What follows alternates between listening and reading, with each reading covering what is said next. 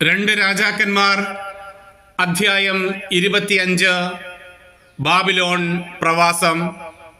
കാവൽ പടനായകൻ മുഖ്യപുരോഹിതനായ സെറായിയായെയും സഹപുരോഹിതനായ സെഫാനിയായെയും വാതിൽ സൂക്ഷിപ്പുകാർ 3 പേരെയും നഗരത്തിലെ ഒരു സേനാപതിയെയും രാജസഭാംഗങ്ങളിൽ 5 പേരെയും സൈന്യാധിപന്റെ കാര്യസ്ഥനെയും ഇവനാണ് ജനത്തെ വിളിച്ചു കൂട്ടിയിരുന്നത്. നഗരത്തിൽ നിന്ന് വേറെ 60 പേരെയും റിബ്ലായിൽ ബാബിലോൺ രാജാവിൻ്റെ അടുത്ത് കൊണ്ടുചെന്നു. രാജാവ് അവരെ ഹാമാത്തിലെ റിബ്ലായിൽ വെച്ച് വധിച്ചു. അങ്ങനെ യൂദ നാടുകടത്തപ്പെട്ടു.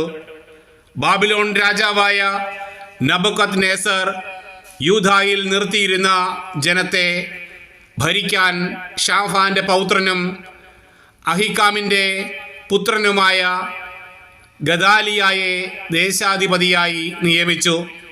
ബാബിലോൺ രാജാവ് ഗദാലിയായെ ദേശാധിപതിയാക്കിയെന്ന് അറിഞ്ഞ് അവിടെയുണ്ടായിരുന്ന സേനാപതികൾ സൈന്യസമേതം മിസ്പായിൽ ഗദാലിയായുടെ അടുത്ത് ചെന്നു.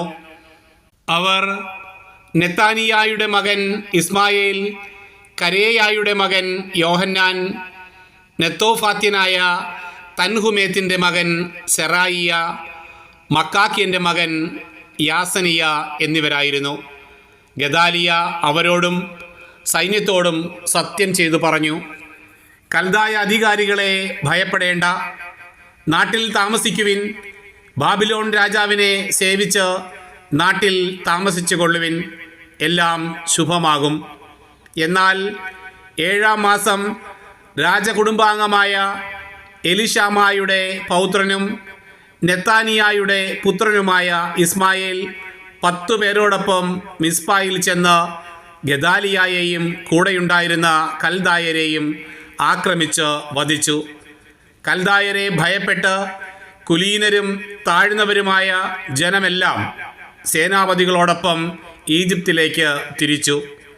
യൂദ രാജാവായ യഹോയാക്കിൻ്റെ വിപ്രവാസത്തിൻ്റെ 37-ാം വർഷം എവിൽ മെരോദാക്ക് ബാബിലോൺ രാജാവായി ഭരണമേൽക്കുകയും ആ വർഷം 12-ാം മാസം 27-ാം ദിവസം യഹോയാക്കിനെ സൗമനസ്യത്തോടെ മോചിപ്പിക്കുകയും ചെയ്തു.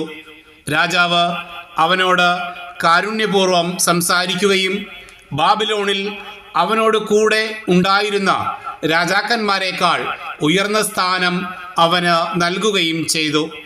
അങ്ങനെ യഹോയാക്കീൻ കാരാഗ്രഹ വസ്ത്രങ്ങൾ ഉപേക്ഷിച്ചു. ജീവിതകാലം മുഴുവൻ പതിവായി രാജാവിനോടൊത്ത് ഭക്ഷണം കഴിച്ചു.